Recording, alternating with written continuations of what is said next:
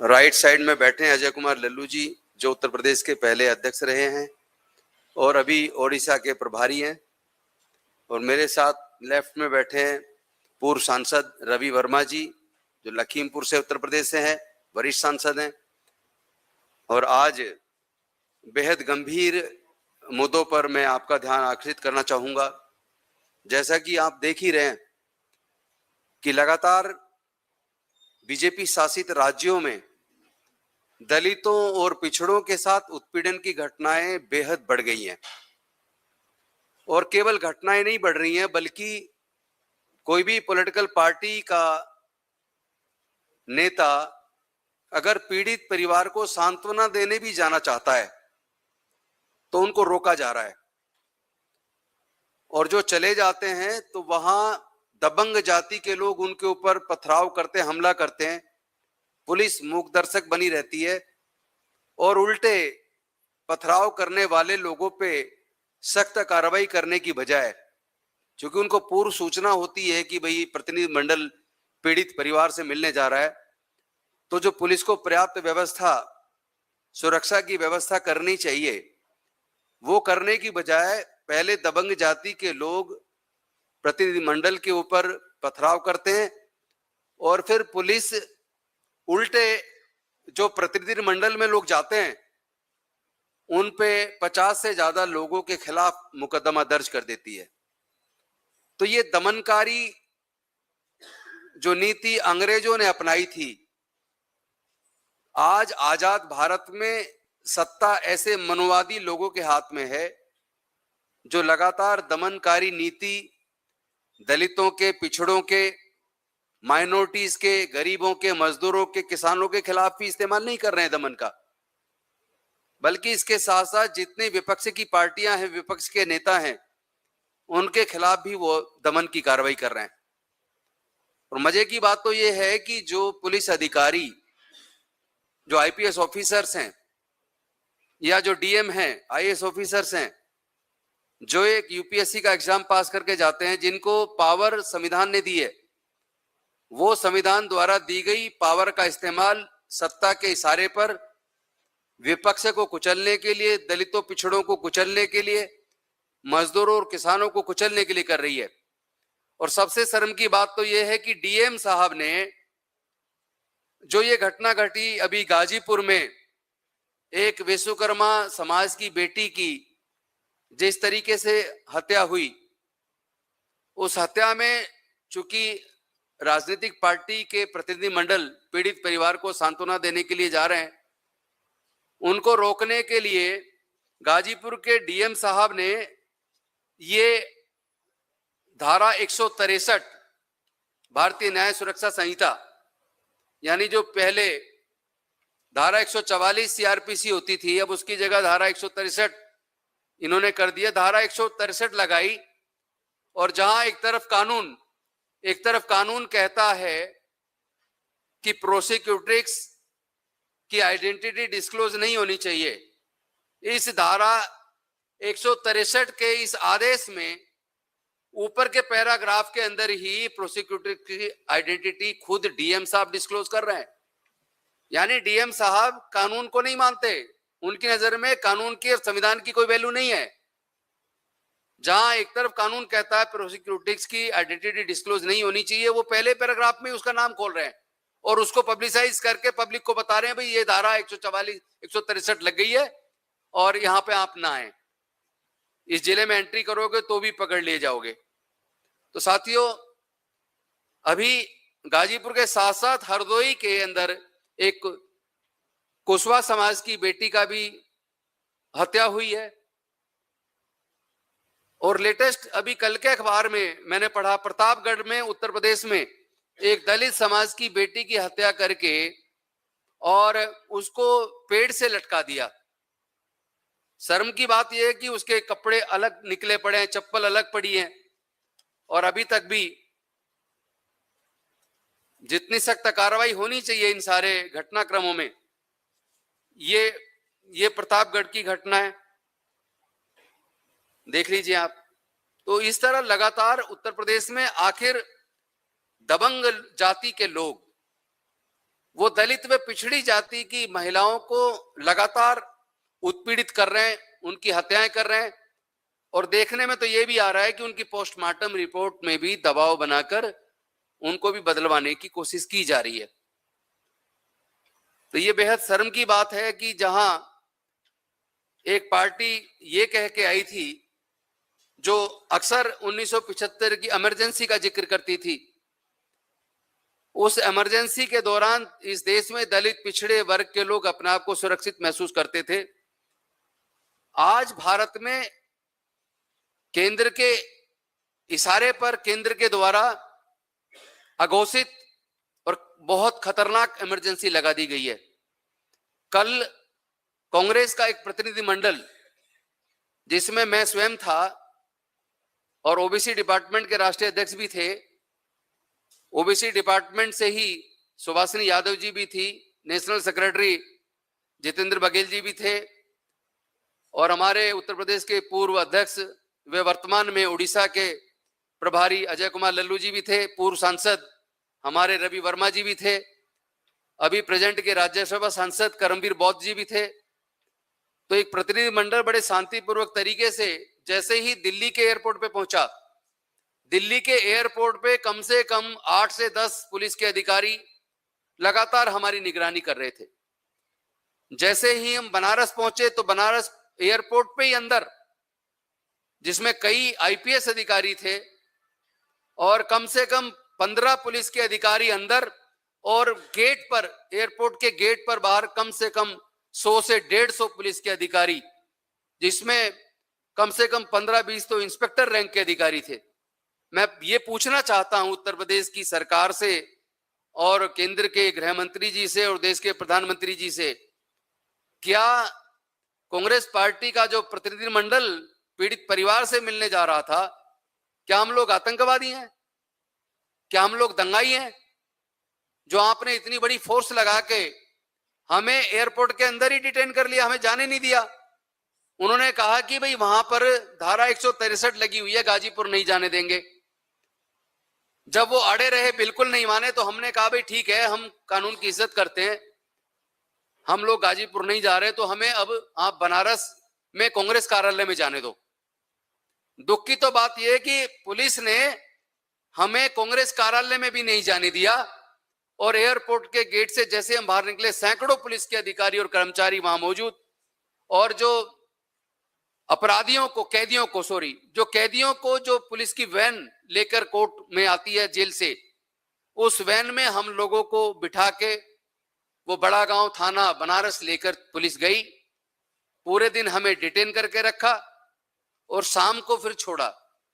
तो सवाल मैं आज देश के प्रधानमंत्री जी नरेंद्र मोदी जी से, देश के गृह मंत्री अमित शाह जी से और उत्तर प्रदेश के मुख्यमंत्री योगी आदित्यनाथ जी से एक सवाल करना चाहता हूं। वो ये बताएं, क्या आपने उत्तर प्रदेश के अंदर इमरजेंसी लागू कर दी है? क्या कांग्रेस के नेता बनारस एयरपोर्ट से कांग्रेस मुख्यालय भी नहीं जा सकते? अगर आपने लॉ एंड ऑर्डर को, सिचुएशन को ध्यान में रखते हुए अपने डीएम के माध्यम से गाजीपुर में धारा 163 लगा दी, हमने मान ली, लेकिन क्या बनारस के कांग्रेस कार्यालय में भी आप हमें जाने से रोककर हमें गिरफ्तार कर लोगे? ये कौन सा कानून का शासन है? कौन से संविधान में लिखा है? आपने तो हमारे फंडामेंटल राइट का वायलेशन किया है। मैं आपसे मांग करता हूं कि पुलिस के उन अधिकारियों के और डीएम्स के खिलाफ आप मुकदमा दर्ज करें, जिन्होंने हमारे फंडामेंटल राइट का वायलेशन किया और हमें कांग्रेस मुख्यालय जाने से रोककर गिरफ्तार करके कैदियों की वैन में लेके हमें वो थाना लेकर गए। और दूसरा, एक घटना नहीं है, एक ये घटना देखिए आप, ये राजस्थान की घटना है। राजस्थान के अंदर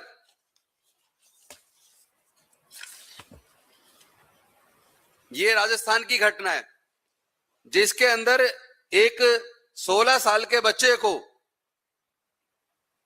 थाना चौपासी, जिला खैरतल, तिजारा, भिवाड़ी, वहां से बच्चे को घर से उठाकर पुलिस लेके गई और ले जाने के बाद उसको इतनी बुरी तरह मारा, उसके पैर तोड़ दिए गए, उसको जो बताया गया कि उसको पानी में डुबोया गया, जिससे उसके फेफड़ों में पानी चला गया, और उसके बाद पुलिस ने उसको वेंटिलेटर पे भर्ती कर दिया। जब बच्चे को उसके माँ बाप के सामने पुलिस लेके गई, वो एकदम स्वस्थ था, और उसके बाद ऐसा क्या हो गया कि वो बच्चा वेंटिलेटर पे। ये मध्य प्रदेश, राजस्थान, उत्तर प्रदेश, महाराष्ट्र, बिहार, ये 5 वो राज्य हैं जहां दलित उत्पीड़न के टोटल जितने जुल्म है उसका 76% केवल इन 5 राज्यों में। और दुख की बात तो यह है कि ये मध्य प्रदेश की घटना एक दिव्यांग, ये घटना अभी की है, लेटेस्ट घटना 22 अप्रैल की। ये दिव्यांग, इसकी शादी थी और घोड़ी पर ये बारात निकाल रहा था। इसको घोड़ी से खींच के बहुत बुरी तरह मारा गया कि ये दलित होकर घोड़ी पे बारात कैसे निकालेगा। ये भी बीजेपी शासित राज्य मध्य प्रदेश। तो आखिर जुल्म की कोई सीमा है या नहीं है? भारतीय जनता पार्टी क्या इस बात का जवाब देगी? वो स्वीकार करेगी कि वो दलितों से नफरत करती है, वो पिछड़ों से नफरत करती है, वो डॉक्टर बाबा साहेब अंबेडकर जी से नफरत करती है, वो भारत के संविधान से नफरत करती है, क्योंकि मनुस्मृति के अंदर महिला को पुरुष की संपत्ति बताया है, और अछूतों और शूद्रों को उन्होंने मानवता के अधिकार से वंचित रखा है, शिक्षा से, संपत्ति से, व्यापार से वंचित रखा है। तो क्या इसी वजह से आप घोड़ी पर बारात निकालने पे भी हमला करोगे? इसी वजह से आप घड़ा छू लेने पे हत्या कर दोगे? इसी वजह से आप मूंछ रखने पे हत्या कर दोगे? इसी वजह से किसी भी दलित पिछड़ी महिला को, क्योंकि इस बात का भी तो डाटा सामने आना चाहिए कि इन बीजेपी शासित राज्यों में क्या दबंग जाति की महिलाओं के साथ भी बलात्कार की, हत्या की घटनाएं कहीं सामने आ रही हैं? हो सकता है मैं गलत हूं, कोई कह सकता है तुम अनुसूचित जाति विभाग के चेयरमैन हो तो केवल अनुसूचित जाति और पिछड़े वर्ग के मुद्दे उठाते हो। तो उत्तर प्रदेश की सरकार, राजस्थान की सरकार, मध्य प्रदेश की सरकार डाटा रिलीज कर दे कि क्या जिस तरीके से दलित पिछड़ी महिलाओं के साथ, उनके साथ बलात्कार और उनकी हत्याओं की घटना लगातार बढ़ी है बीजेपी शासित राज्यों में, क्या उस तरह की घटना उन दबंग जातियों के साथ होती है? नहीं होती। नहीं होती तो क्यों नहीं होती? आप क्या देश में मनुस्मृति का शासन लाना चाहते हैं? दोबारा से वही राजतंत्र लाना चाहते हैं जहां सामंतवादी लोग कभी भी दलित पिछड़े की महिलाओं को उठा के ले जाते थे, उनके साथ बलात्कार करते थे, विरोध करने पे उनकी बस्तियां जला देते थे? तो ये जवाब योगी जी को भी देना पड़ेगा, ये भजनलाल जी को भी देना पड़ेगा, ये देश के गृह मंत्री जी को भी देना पड़ेगा, देश के प्रधानमंत्री को भी देना पड़ेगा। मुझे पता है, लेकिन वो जवाब नहीं देंगे, क्योंकि 24 घंटे सातों दिन, सालों साल, 2014 से जब से उनकी सरकार आई है वो केवल चुनाव में व्यस्त हैं। मीडिया को मैनेज करना, जुडिशरी को मैनेज करना, अधिकारियों को मैनेज करना, जांच एजेंसियों को मैनेज करना, विपक्ष को कुचलना, और फिर चुनाव में 24 घंटे लगे रहना। यही केवल चुनाव तक भारतीय जनता पार्टी का काम केवल और केवल चुनाव लड़ना है। इस देश के दलितों को, इस देश के पिछड़ों को, इस देश की महिलाओं को, इस देश की बेटियों को, इस देश के किसानों को, इस देश के मजदूरों को, उनको बिल्कुल भी न्याय की उम्मीद मुझे उनसे नहीं है। एक के बाद एक लगातार घटनाएं बढ़ रही हैं, और कई घटनाएं मेरे सामने आई हैं जिसके ऊपर मैं, मध्य प्रदेश की, जिसके ऊपर अलग से मैं जल्दी पीसी करूंगा। वहां एक बेटी के साथ बलात्कार किया और बलात्कार करके उसकी हत्या कर दी, और जब उसके घर वालों ने मुकदमा दर्ज कराया, वो गवाही देने कोर्ट गए तो गवाहों की हत्या कर दी। 3-3 हत्या एक ही परिवार की कर दी। मतलब मुकदमा बनाओगे अगर दबंगों के खिलाफ तो दबंग लोग गवाहों की हत्या कर देंगे। जैसा मैंने अभी पिछले दिनों बताया, राजस्थान की अजमेर की घटना, उस बेटी का बलात्कार कई लोगों ने किया, और जब उसने मुकदमा दर्ज कराया कोर्ट में, उसका बयान दर्ज हुआ, बयान दर्ज होने के बाद भी एक को गिरफ्तार किया। बाकी लोगों ने उस लड़की को, जिस दिन उसका बयान होना था, कोर्ट में दर्ज होना था, उससे एक दिन पहले दबाव बनाया कि भाई तुम अपना बयान बदल दो। उसने मना किया तो उसके ऊपर हमला कर दिया। उसके चाचा को, उसके पिताजी को, उसकी चाची को कुल्हाड़ियों से हाथ पैर काट दिए गए पिछले दिन। और जिस दिन मैंने पीसी की उस पर अगले दिन फिर 2 मुलजिमों को गिरफ्तार किया, अपराधियों को। तो ये दबंग लोग आखिर ऐसा क्यों कर रहे हैं? किसकी सह पे कर रहे हैं? कौन है जो उनको संरक्षण दे रहा है? क्यों उनके इतने हौसले बुलंद हो गए? उनकी हिम्मत इतनी क्यों बुलंद हो गई है कि पहले वो बलात्कार करेंगे, परिवार के लोग मुकदमा दर्ज कराएंगे, तो फिर उन पर दबाव डालोगे समझौते के लिए? नहीं मानेंगे तो फिर आप गवाहों को मार दोगे। तो क्या कानून का राज बीजेपी के सरकारों में है या नहीं है? बीजेपी की सरकारें और बीजेपी के नेता देश के संविधान को और कानून को मानते हैं या नहीं मानते? या इनके मुख्यमंत्री, इनकी सरकारें अपने आप को कानून से भी ऊपर मानती हैं? इस बात का जवाब मैं उनसे चाहता हूं। अब मैं चाहूंगा कि अजय कुमार लल्लू जी हमारे साथी हैं, कल भी साथ थे प्रतिनिधिमंडल में, वो भी आपको ब्रीफ करेंगे संक्षिप्त में। उसके बाद हमारे पूर्व सांसद रवि वर्मा जी, वो भी आपको ब्रीफ करेंगे।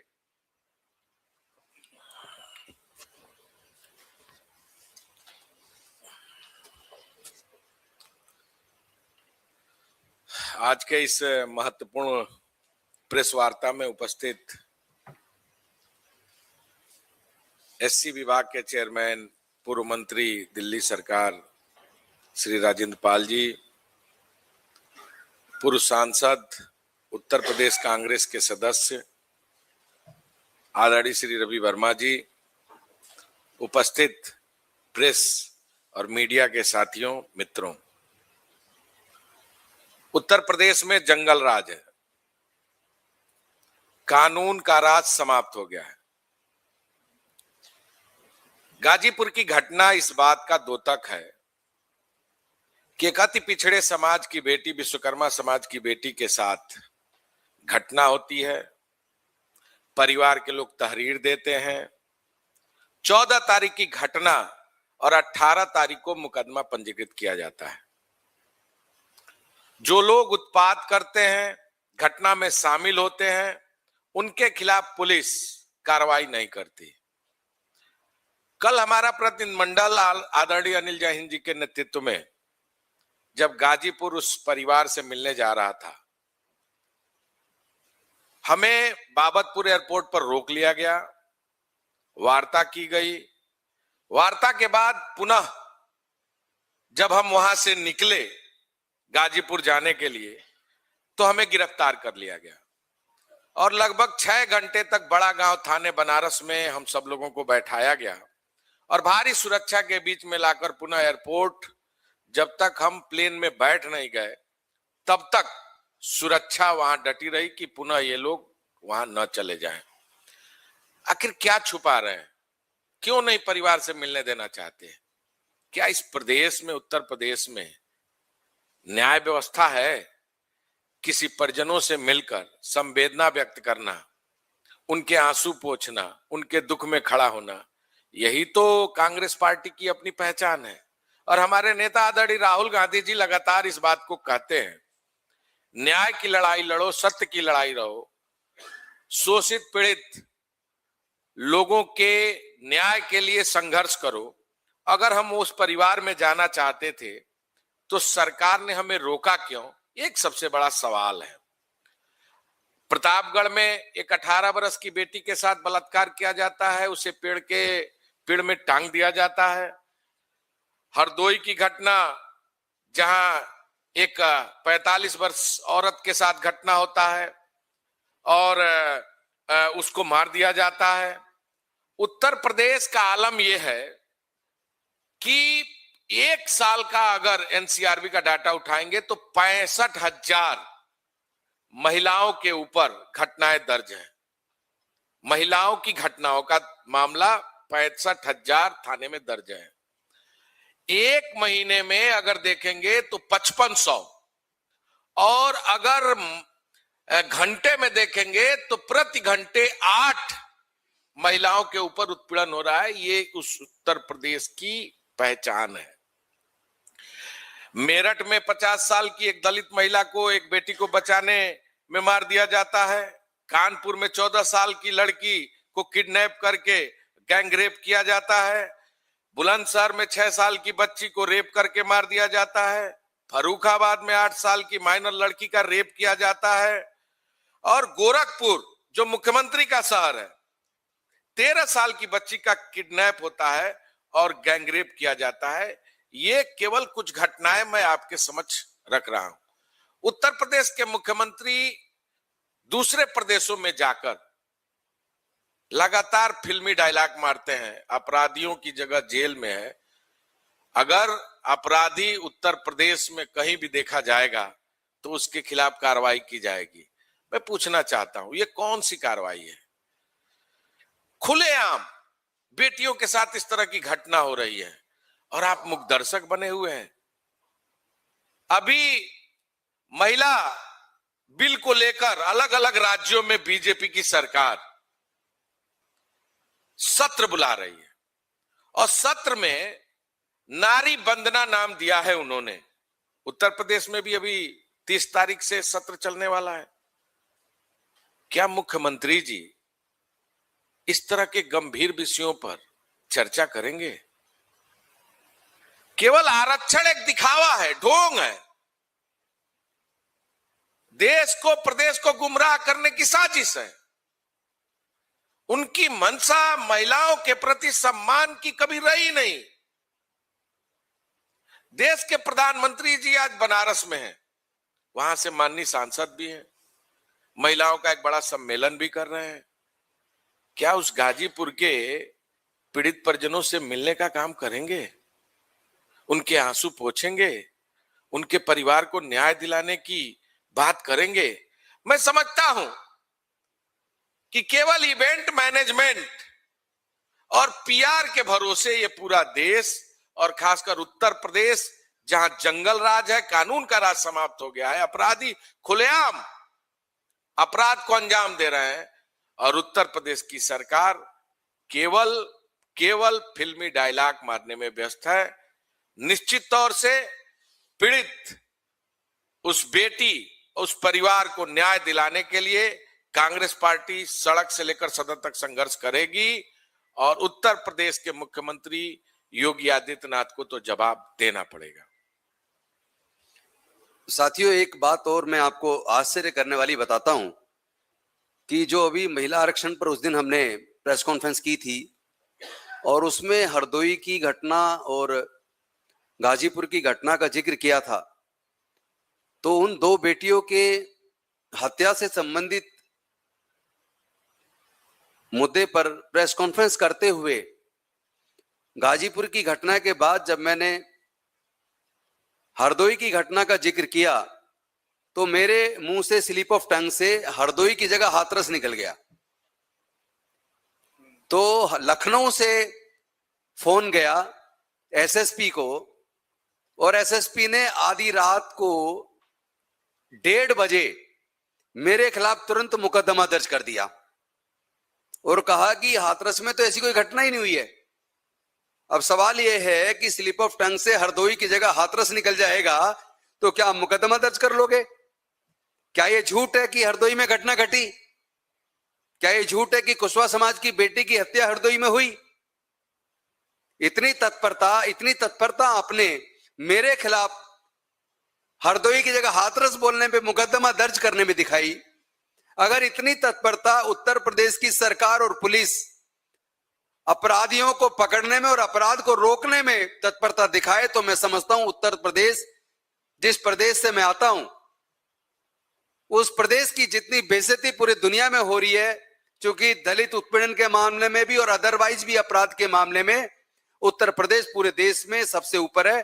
इससे मेरे प्रदेश की छवि खराब हो रही है, मुझे भी शर्म आती है, लेकिन उत्तर प्रदेश की शासन को, पुलिस को शर्म नहीं आती। ये तत्परता दलितों, पिछड़ों के खिलाफ दिखाना बंद कीजिए। आप अपराधियों के खिलाफ तत्परता दिखाइए, अपराध रोकने में तत्परता दिखाइए। अब मैं निवेदन करूंगा हमारे साथी पूर्व सांसद आदरणीय रवि वर्मा जी से कि वो आपको ब्रीफ करेंगे, चूंकि कल प्रतिनिधिमंडल में वो भी मौजूद थे। धन्यवाद। सम्मानित पूर्व मंत्री भाई राजेंद्र गौतम जी, सम्मानित हमारे पूर्व अध्यक्ष उत्तर प्रदेश कांग्रेस कमेटी और वर्तमान में उड़ीसा के प्रभारी अजय कुमार लल्लू जी, और सम्मानित साथियों, आज मैं आपके बीच में आया हूं। कल हम लोग गाजीपुर जाने के लिए यहाँ से निकले थे और जो कुछ भी श्री राजेंद्र गौतम जी ने बताया है, अजय लल्लू जी ने बताया है, उसके साथ में संबद्ध करते हुए मैं आपको ये अवगत कराना चाहता हूं कि जब अधिकारियों ने हम लोगों को डिटेन किया एयरपोर्ट पर, तो हम लोगों ने उनसे पूछा आखिर कारण क्या है, कौन सी बात है कि आप लोगों ने हम लोगों को, जो कि जाने माने लोग हैं, उनको रोकने का काम क्या है, क्या दिक्कत हो रही है आप लोगों को। आपका काम तो अपराधियों को बंद करना है, आपका काम तो जस्टिस को फैसिलिटेट करना है, तो आप वो काम नहीं कर पा रहे हो। वो क्या चीज है जो आप लोगों को पंगु बना रही है? जो शक्तियां आपको मिली हुई हैं, उन शक्तियों का इस्तेमाल करने से आपको रोक रही है, वो क्या चीज है? और क्यों ऐसी घटनाएं घट रही हैं जिसके कारण उत्तर प्रदेश का चेहरा काला हो रहा है? जब हम लोग वहां गए तो हमको तथ्य संज्ञान में लाए गए कि आज तक न तो मुख्यमंत्री खुद, न उनका कोई प्रतिनिधि उस परिवार से मिलने पहुंचा है, आज तक नहीं पहुंचा। लेकिन गांव के ही कुछ दबंग लोग, जो प्रभावशाली लोग हैं और राजनीतिक रूप से उनसे जुड़े हुए लोग हैं, उनके इशारे पर सारी परिस्थितियों का मैनिपुलेशन किया जा रहा है।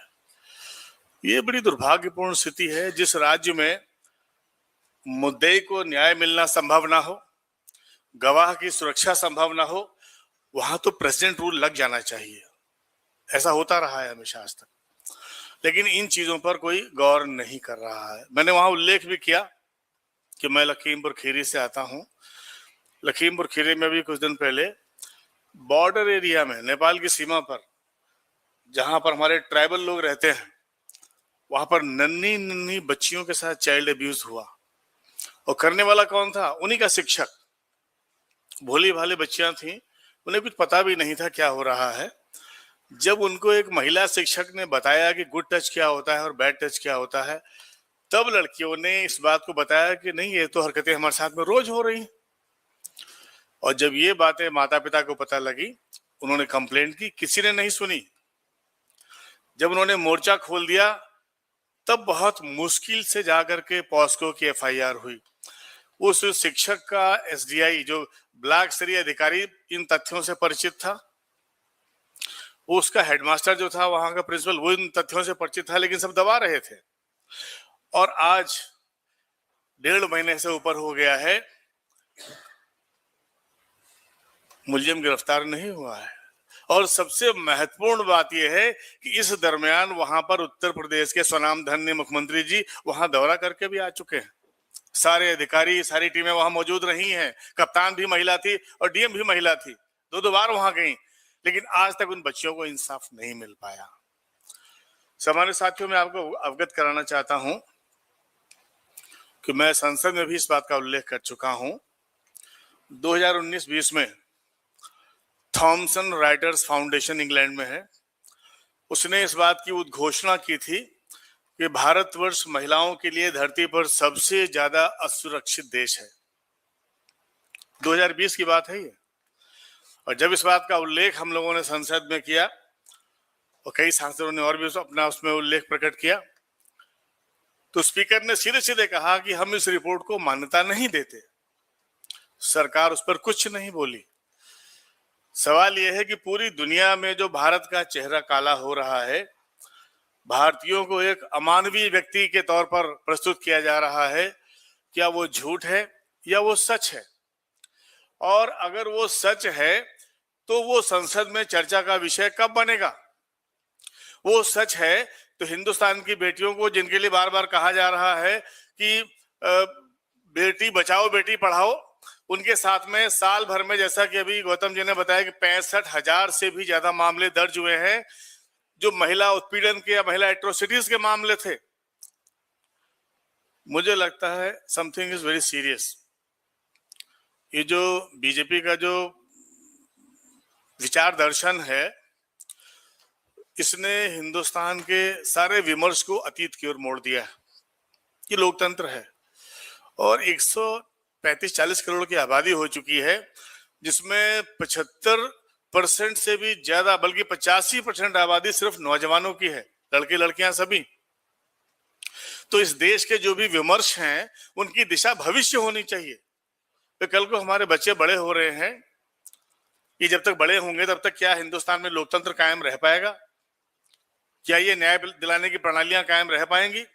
लोगों को इंसाफ और बराबरी दिलाने की ये प्रणालियां कायम रह पाएंगी? आज सवाल इस चीज के ऊपर है। और ये सवाल जब हम सरकारों से पूछ रहे हैं तो सरकारें मौन हो जा रही हैं या ऊट पटांग आंकड़े सामने रख रही हैं। आज हम पत्रकार बंधुओं के माध्यम से ये सवाल हिंदुस्तान की हुकूमतों के सामने और जनता के सामने भी रखना चाहते हैं कि जिन परिस्थितियों में आज हमारी बेटियां, हमारी लड़कियां बढ़ रही हैं, आगे बढ़ रही हैं, आने वाले कल में क्या ये हिंदुस्तान उनके लायक रह पाएगा या यहाँ भी मध्ययुगीन मानसिकता के लोग, जो लोग मध्य युग में जीते थे और काम करते थे, वो लोग वही दुर्दशा करेंगे लोगों की, गरीबों की, लाचारों की, मजबूरों की और महिलाओं की, जो हमेशा से करते आ रहे हैं। सरकारों को इस बात का जवाब देना चाहिए और हिंदुस्तान की जनता को उनसे सवाल करना चाहिए। मैं अपने सभी साथियों के साथ संबद्ध करते हुए ये कहना चाहता हूं कि जो वर्तमान हिंदुत्व है, जिसकी सबसे पहली शिकार हमारी बेटियां हो रही हैं, पिछड़ी जात के लोग हो रहे हैं, लाचार कमजोर हो रहे हैं, सामंती मानसिकता को बढ़ाने का काम किया जा रहा है, तो लोकतंत्र और सामंती मानसिकता दोनों साथ साथ कैसे चल पाएंगी, इस बात का हमको जवाब चाहिए। मुझे आशा है कि आप लोगों के सहयोग से जवाब सरकार देगी। धन्यवाद। धन्यवाद साथियों। अब आप सवाल अगर कोई पूछना चाहें तो पूछ सकते हैं। थैंक